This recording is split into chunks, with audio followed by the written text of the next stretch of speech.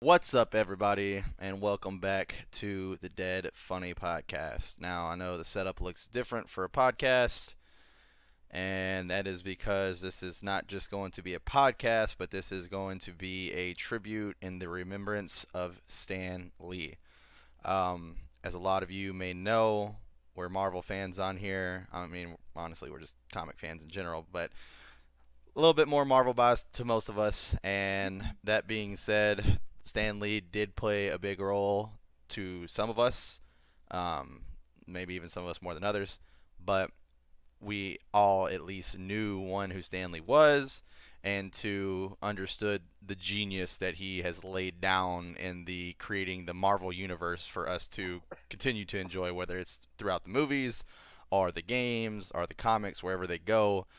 It all started with this man's hands. So we are going to take a second, or not a second, I'm sorry. We're going to take a little bit of a break from a normal podcast and just kind of, you know, talk about Stan Lee, good times, and just the overall works of Marvel and everything else like that. For some of you who don't know who Stan Lee is, but did hear the unfortunate news, or for some of you who do know Stan Lee and would just kind of like to take a walk down memory lane with us as well. Also, feel free to let us know in the comments like your favorite Stan Lee moments or anything like that, or even if you got a chance to meet Stan Lee.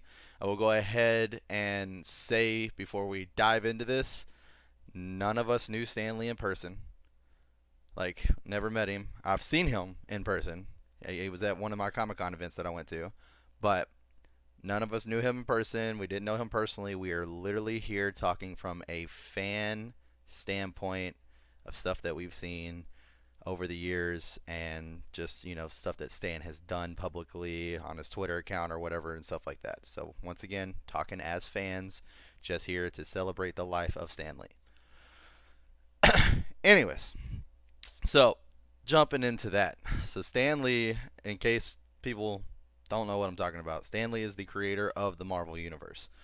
I mean, I know people would argue co-creator, but I mean, there's one name that stands out among the rest. I mean, Jack Kirby was there as well, but Stan Lee technically is the leader of the Marvel Universe, if you will. Um, he unfortunately passed away. It was last Monday, right? Last I Monday, which was the think 12th. so. Yeah, I'm pretty sure he passed away on the 12th. Yeah, November 12th, 2018. My whole day was What? my whole day was ruined. No. So, yeah, I will definitely say it was unfortunate for some of us. For me, I mean, I was honestly heartbroken. It really sucked. Because I'm a huge comic book collector, huge Marvel fan, and I mean, Stan Lee was a big role or a big idol to me because just one, just the overall personality he has is just crazy infectious. I mean, he's just such a good-hearted, nice guy.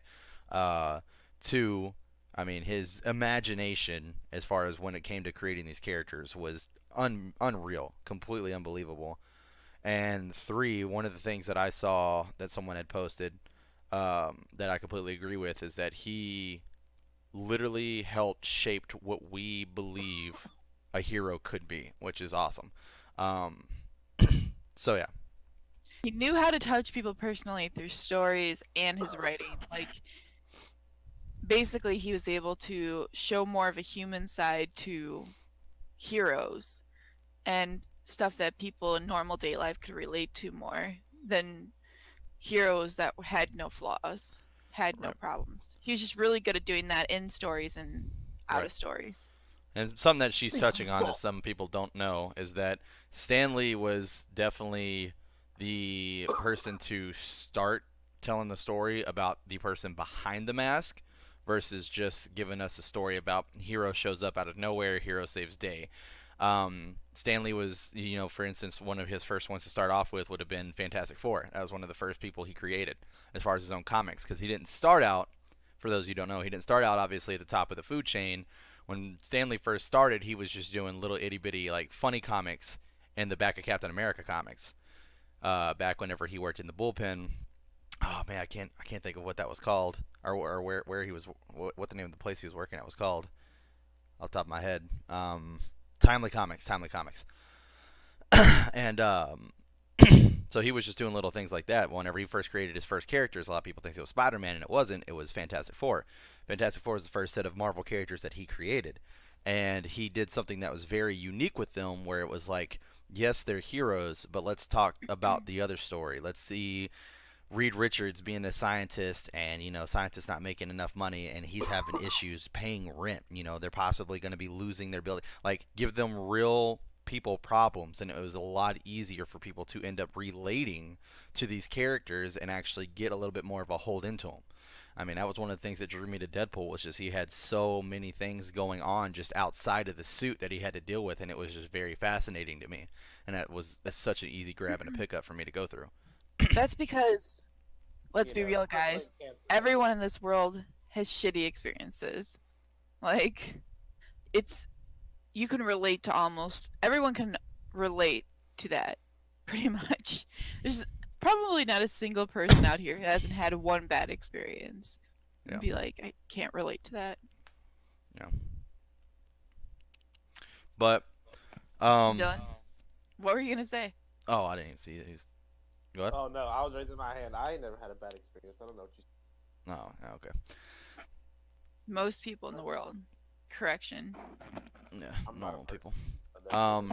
But anyways, so yeah, so for those of you who don't know, I mean, that's how Stan Lee started. Actually, a kind of funny little story, because I mean, I've read tons of stuff on Stan Lee. On top of that, I've even had went and watched Netflix had a document. Was it Netflix? Documentary? No, I was about to say documentary, but I was trying to make sure it was Netflix. I think it was Netflix. Yeah, Netflix had a documentary on Stan Lee that I had watched, and I thought was really, really good, because like it went just over. I felt like everything. It was insane, and I liked that a lot.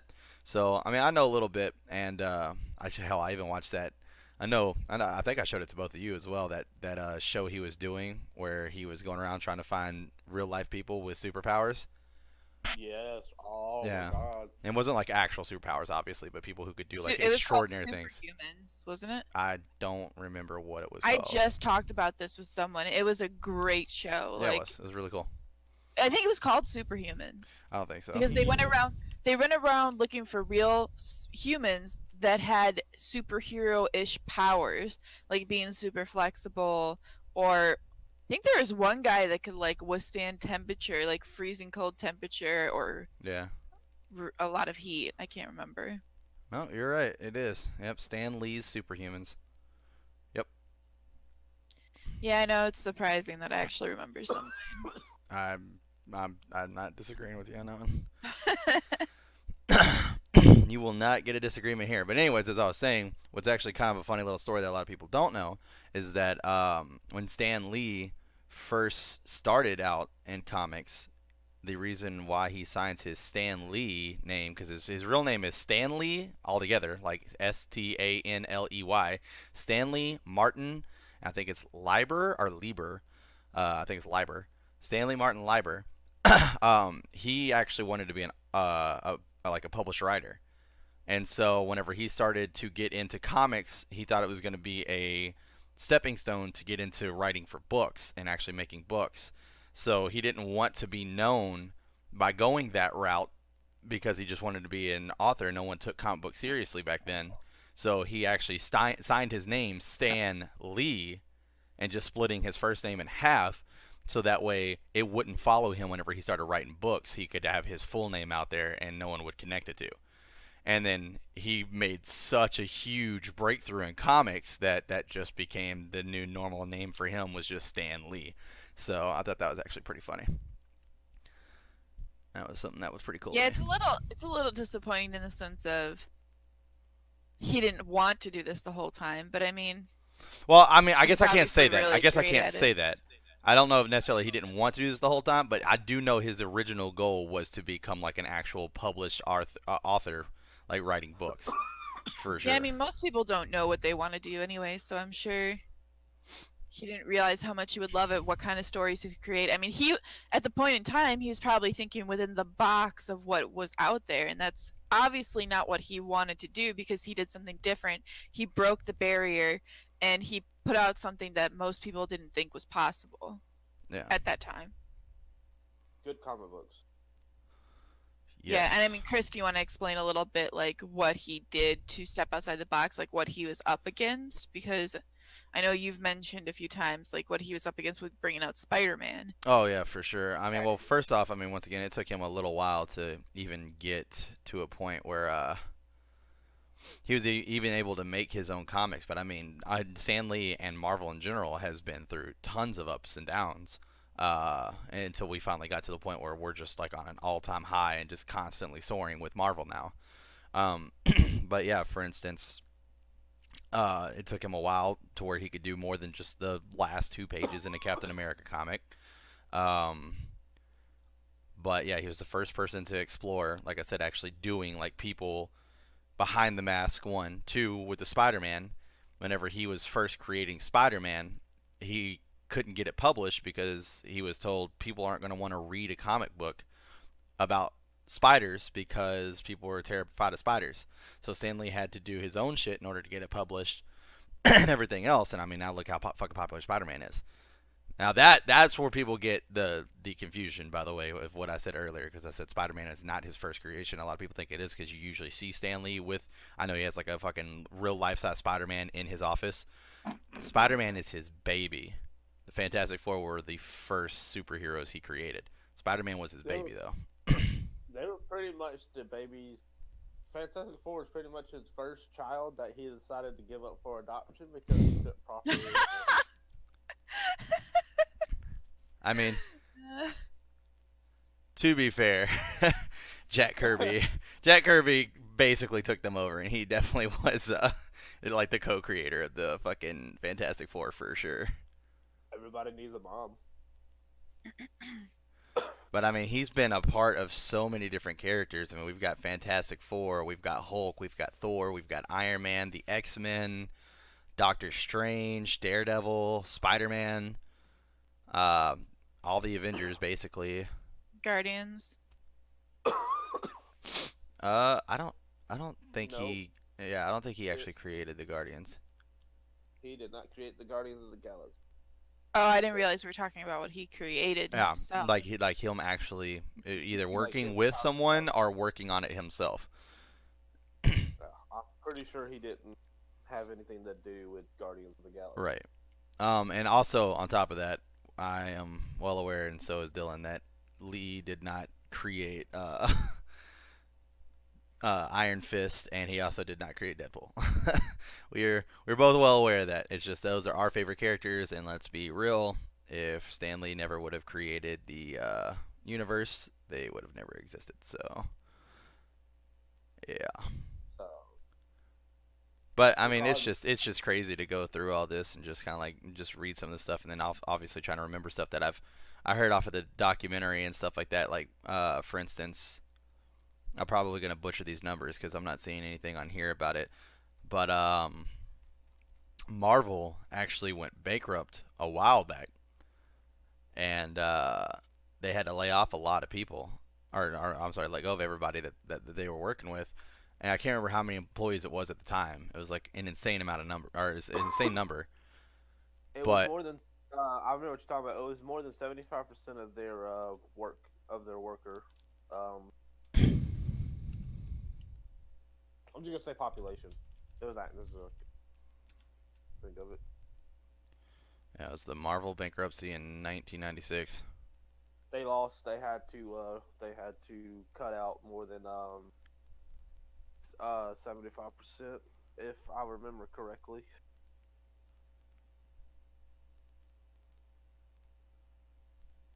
Yeah, I mean it was pretty crazy. But regardless, my main point that I was getting to is that when that happened and they laid all those people off, Stan Lee personally called every single one of those employees and like just vocally apologized to them. Like that was fucking insane. He's just such a good guy. Such a good guy. Yeah, the world's no longer a good place without him. I don't know about that. No, well, The way I look at it is that I mean the world's just shitty in general. Stanley has nothing to do with that. But the way I look at it is that even though Stanley's gone, like he's never truly going to be gone. I think that there are very few people in this world that will ever achieve immortality, and he is definitely one of those people who has achieved immortality. He will live on through every Yeah. single comic that hits the shelf. He will live on He through left a every legacy. single Marvel movie that hits theaters, every single Marvel or TV show, every single Marvel video game. Stan Lee will live on. I mean, he's even in the video games now. Like the last Spider-Man, he's got a couple cameos in there. He's got a couple cameos in the movie, and we do know for a fact that he did, and that's gonna be such a fucking emotional scene. People are gonna cry so bad, but he did film his Avengers 4 cameo before he died. So Which comes out in the U.S. May 3rd, 2019. Yeah. I can't wait. so yeah, I also think he left a little piece of himself through every person that he touched, because he just went above and beyond for most. Obviously, he couldn't do it for everyone, but like he was. Think about how old he was, and he was still going out for another round of Comic Cons to sign comics. He Yeah. was on Twitter all the time, even though he didn't know how to use Twitter. Like, I think he's also Yeah. living through touching people's souls and going that extra mile for people that he could, and I think that's kind of how he's going to live through people too, because people are going to be telling his story for a while also. yeah, Yeah. Just pretty much as Chris said, he's never going to be forgotten. I mean, legends never die. true that, true that. That is a quote from one of my favorite songs. But yeah, I mean, do you guys remember off the top of your head like all the cameos that Stan Lee actually has done as far as the movies go? I just watched a video, so I watched a I decent amount. What Remember would, a decent amount. what would be your favorite one? Let's see. I think wasn't there one where he was like at a strip club and he was like an announcer? That was Deadpool, the first Deadpool. He was a And DJ. now That was probably introducing my favorite one. Chastity.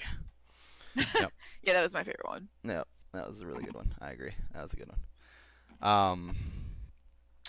Yeah, that one I like. I Oh mean, wait, the haircut one too though. the haircut with Thor. Yeah, where he's like, "Please don't Yeah. cut my hair, sir." Yeah, that was pretty good.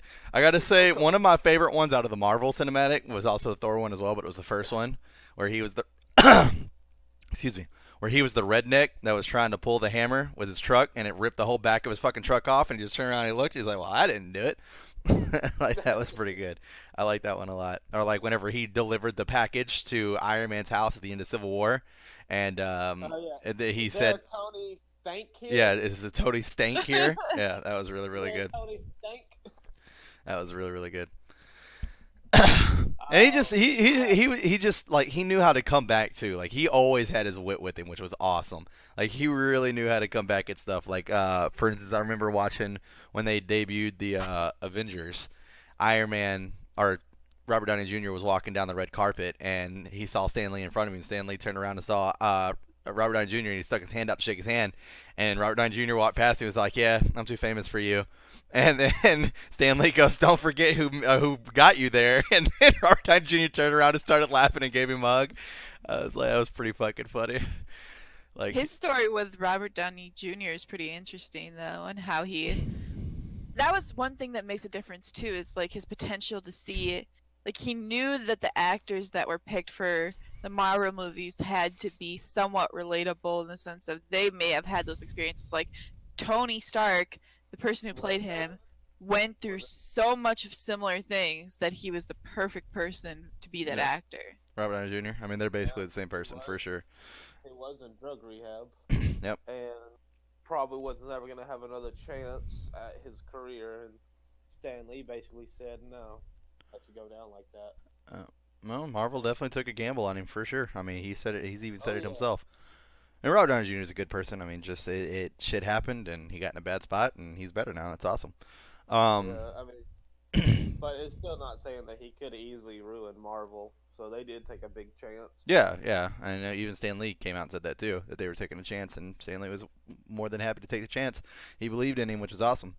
On top of that, I mean, yeah, and it's a lot easier, and this is why it's such a big thing for me. like for instance with the Deadpool movie, I was so happy to hear that Rob Liefeld was on stage, because whenever you have the people who have created these characters, like they have the best information to give you, especially when it comes to casting or any kind of shooting issues, anything like that, or any kind of jokes or just how they talk. And I mean, Stan Lee created Iron Man, like that was one of his creations. And a lot of people, Iron Man was actually really not popular like whenever he first came out, because it took a while for people to like understand what he was. I know Stan Lee, because if I'm correct, I'm pretty sure Iron Man came out in the 70s. Maybe it was the 50s. I don't know. I know it was the 50s. It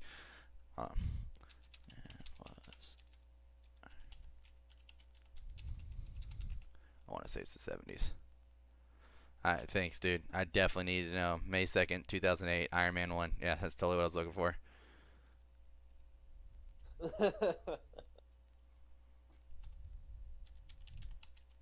Oh, dude. 63. Avengers 4 is coming out day after Iron Man 1 did. Yeah. But yeah, it was Tales of Suspense, issue number 39, March 1963 is the first appearance of Iron Man, is what it looks like. Tales of Suspense. Dun, dun, dun. Yep, a wealthy American business playboy and ingenious scientist, Anthony Edward Stark, also known as Tony. Y'all aren't gonna believe what my favorite Stan Lee cameo is. Oh yeah, go ahead.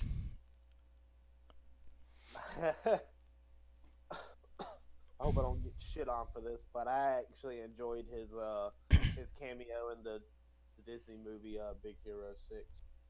Oh, did he actually have a cameo in it? What was he in there? Yeah, he was the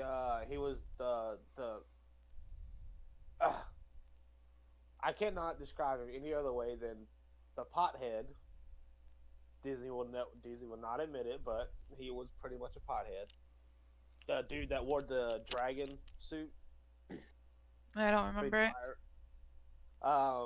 His father was Stan Lee. They have if you go back and look at it. So you're saying the kid was a pothead? Kid was a pothead, yes. Okay. That is my opinion.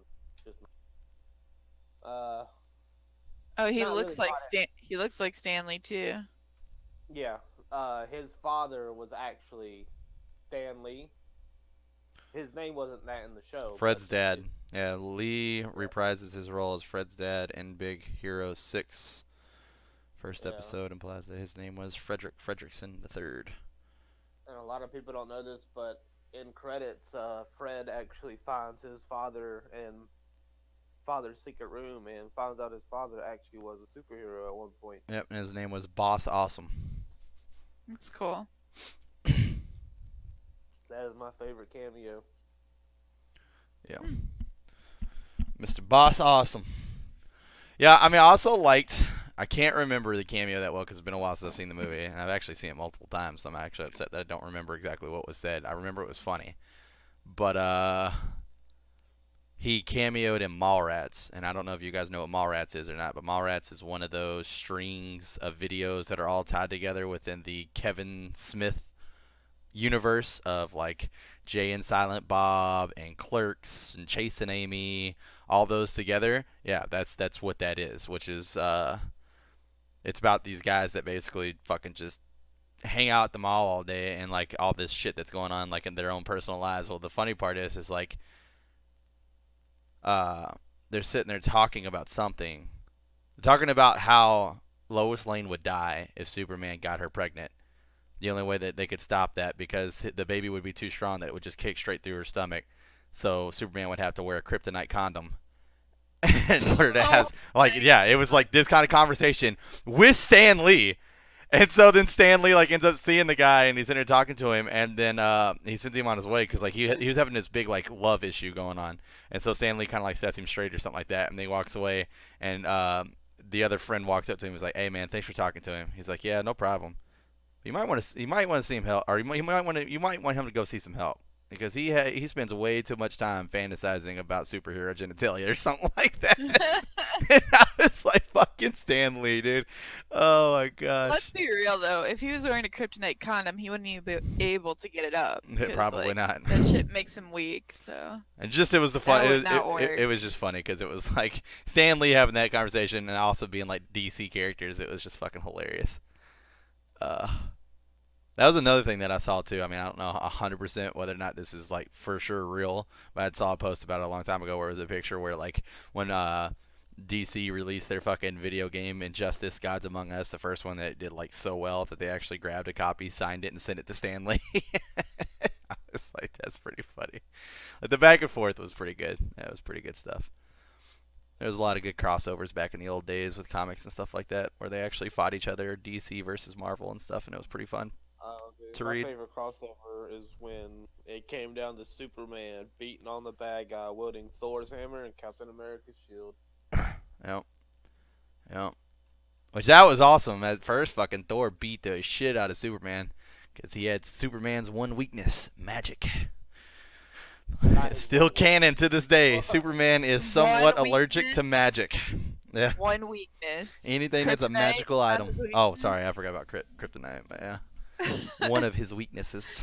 You forgot about the biggest thing that's talked about all the time, and we just talked about it. Yeah. And Kryptonite Thor's comes hammer from- is created from magic. So hit him one time in the face and knocked him out. Created from the inside of a dwarf star. Vagina? A What? dying dwarf star. Huh? Yeah. Huh? What? But Created inside a dwarf's vagina? What? What? Who said Don't that? make fun of don't make fun of dwarfs, Bree. That's rude. I'm not. So, but I will go ahead and jump on another cameo that I actually liked a lot. Is the one where he portrays himself as a Watcher's informant. That is fucking awesome. Because that's what Oh, Stan yeah, Lee's dude. known for, is his stories. He's always telling his stories. And so to sit there and watch him recounting these stories with the fucking Watchers, that was so cool. And at my actual Comic-Con that I went to, whenever I purchased my ticket to get my comic signed by Stan Lee, the actual ticket itself had Stan Lee in a spacesuit, and the Watchers were all standing around him. And I was like, oh, shit. It was so fucking cool. So cool. Yeah, dude. I like how that tied in. How Stan Lee has appeared in every Marvel thing. Yep, because He he's is technically one part of the Watchers. Yep, or the Watchers informant for sure. Yeah, it's so awesome, dude. It's really, really cool, dude. Really cool. They did a lot of really cool stuff with that. Oh, yeah, and then the fucking Hugh Hefner one, too. I forgot about that in the first Iron Man. He appeared as Hugh Hefner. He had the fucking Playboy Bunny robe on and everything like that. And Iron Man saw him. He's like, hey, Hugh, how's it going? And then Stanley just turns around. He's like, what? That was funny. That was Yep. pretty funny. Yep. Also, a lot of people probably don't remember this, but in his Watcher's informant cameo, towards the end, he actually says, "But I have so many more stories to tell." Yep. Another good cameo that I'd say that I liked was you know that his wife actually was in a cameo with him. Oh, it was X-Men: Age of Apocalypse. Yep, because they're standing outside on their porch, and him and her just looking up. I guess, and it's like whenever either Magneto was flipping shit around or Apocalypse was flipping shit around. But yeah, that was a really, really good one as well. I like that one as well. Hold on. Yeah. So you guys can see it too. Anyways, but yeah, that was another really, really good one I liked, was them two being on there. I thought that was really, really cool. Although I'm surprised they didn't do like both of them for a Spider-Man one. Actually, I wonder. I don't know this, but I wonder if she ever came out and said who her favorite character that he created was, or who her favorite in the Marvel cinematic was. I don't know. I don't think I've ever heard anything. Yeah. What I do know is that he had to ask her out quite a few times before she finally said yes. I remember that in the documentary when they were talking about that. He's like, she kept turning me down, so I just kept asking. It's like, that's pretty funny. How long was he with his wife? 69-year romance. I'll say it was a while. because I think she died at the age of 93, 94. And he passed a couple years after. I can't imagine. Like, I know everyone dies at some point, but just being with someone for that long and having to live after they're gone, you know? Yeah. When you're older. Maybe there's some sense of peace in it because you know that, like, you're not. If your wife passes away at, like, 90, you know you're not guaranteed to live really much longer, but I don't know. That'd be hard.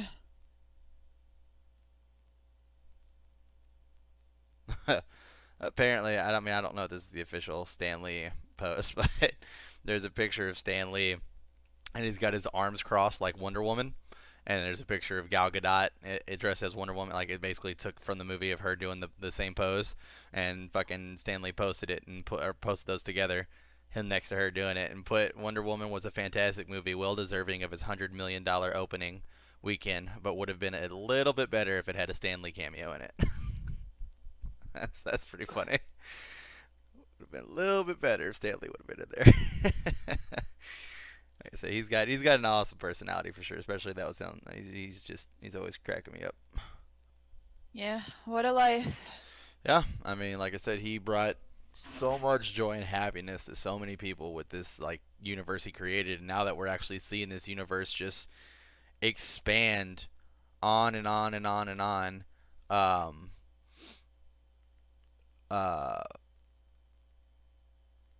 Sorry, I lost my train of thought. Anyways, as we see this whole thing expand on and on and on and on, we get to see so many more people just fall in love with this world. Like for people like me and Dylan who have been comic book readers since we were kids, I mean, we get to actually see people fall in love with the same universe that we did by watching these movies and actually get into the universe. And it's just something where we can easily just talk about these things and it not be something where, you know, people are like, oh, yeah, I don't read comics, so that's kind of weird. You know, I have nothing to do with that. Superheroes, and I don't do that. Like, I mean, I can literally talk to people at my job who are like significantly older than me and they know what I'm talking about because even they enjoy going out and watching these movies, but they don't read comics and stuff. It's just really awesome. Mm-hmm. It really is awesome. Something here that I'm seeing that I did not know is that in his later career, I was gonna say it added a new way to enjoy something great. yeah, for sure, absolutely.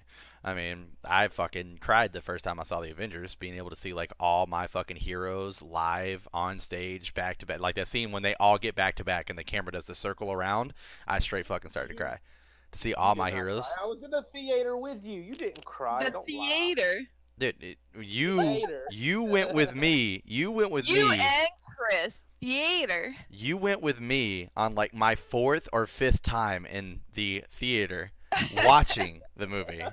I'd already got my tears out at that point. I'm talking midnight release when I went and saw the Avengers. I was definitely shedding tears. Yeah, Dylan. I know I wanted to go with you, but you weren't in Mobile at the time. No, it was not. Anyways, gonna get close to kind of wrapping it up here. I did want to kind of just do like a little thing right quick before we walk away from this podcast in our remembrance of Stan Lee. There was this. It was I'm pretty sure it was part of the documentary where his wife was dancing and she asked him to dance with him or with her, and Stan Lee was like, no, I can't. I'm bad. I can't dance. He's like, I can't be caught on camera not living up to the expectations that the fans have of me. I can't let them think that I'm bad at anything or something like that. And then he started laughing. Or I can't let the fans down. That's what he said. I can't let the fans down. Regardless, at the end of the day, Stan Lee, if you're listening, you can never let us down. You were fucking amazing. You helped so many people through depression times and everything else, just bad households. I mean, I am one of those people. Like, comics were the amazing getaway. It was something for me to completely fall in love with and be able to just help me get through my days and stuff like that. Like, it was absolutely amazing, and I'm sure it's helped thousands, countless other people through the same issues. I mean, it was just awesome. Like, there's just not enough for me to be able to say about it. There's just not. So I do want to say thank you so much for all the hard work you put in. Everybody that's helped Stan Lee throughout his days, thank you so much for that. Everybody that's got to work with him, I'm pretty sure you all have amazing stories and stuff. And if you do end up watching this, we would love to hear them down in the comments and stuff like that. I do want to say, I mean, I already said it once, I'll say it again. Stan Lee will never truly be gone. I mean, like I said, there are few people I think will ever reach immortality, and Stan Lee was one of those. He will live on through every single Marvel product that comes out. There's just no ifs, ands, or buts about that, which is really, really awesome. On top of that, I would like to say that I do somewhat apologize for getting a little bit on the sad end here. I mean, once again, we were definitely infected by it for sure. This was definitely big news to us. One of the articles that I read, I thought put it very well, which is that this is something that we knew was going to come, but regardless of how long we knew it was going to come for, we could never, ever prepare for it. And I completely agree with that. I mean, we knew he was old, we knew he was getting up there, but I mean, he's just such a good human being, and it was really sad that we lost him. But with my beliefs, I believe that he is happy because he gets to see his wife again, and that is awesome because I know he misses her. And I want Stan Lee to be happy. I mean, he served his purpose here for sure. He made this amazing universe that we get to continue to enjoy and pass down through our family and stuff like that. And I mean, I plan on, when I have kids, introducing them to what my image of Stan Lee was and stuff like that too. And just, I mean, he'll just live on. I mean, that's just how that's going to happen for years and years and years. And that's an awesome thing. It's a really awesome thing. Did you guys have any final thoughts? No? Dylan? No? So, like I said, sorry if this is a little bit sad towards the end. I know this has kind of been fun, just remembering all of his old cameos and stuff like that. I wish we had more like in-person stories to talk about with Stan Lee. Unfortunately, we don't, because we didn't really get to meet him. Like I said, I got to see him at Comic-Con, and that was about it. He looked awesome, and hell, came in typical Stan Lee fashion, where everybody around him is just in awe while he's just walking and strolling through the Comic-Con floor. So it was really, really awesome to see Stan Lee. But other than that, I'd like to go ahead and sign off of this with saying, if you guys, literally, there's tons of comics out there. If you're not a Marvel fan, I strongly suggest trying to become a Marvel fan. Watch the movies, read the comics. I mean, he was an amazing man, did amazing work. And also, if you are already a fan and stuff like that, and once again, you want to say some of your stories and talk with us about them in the comments. I mean, I would love to have conversations about any time you've ever seen Stan Lee, met Stan Lee, whatever. Doesn't matter. But at the end of the day, I would like to thank you all for watching this content. I hope, we helped bring some closure with you guys who were looking for some closure, or, just was able to help you guys, have some funny stories. And we'll go ahead and sign off with the Excelsior.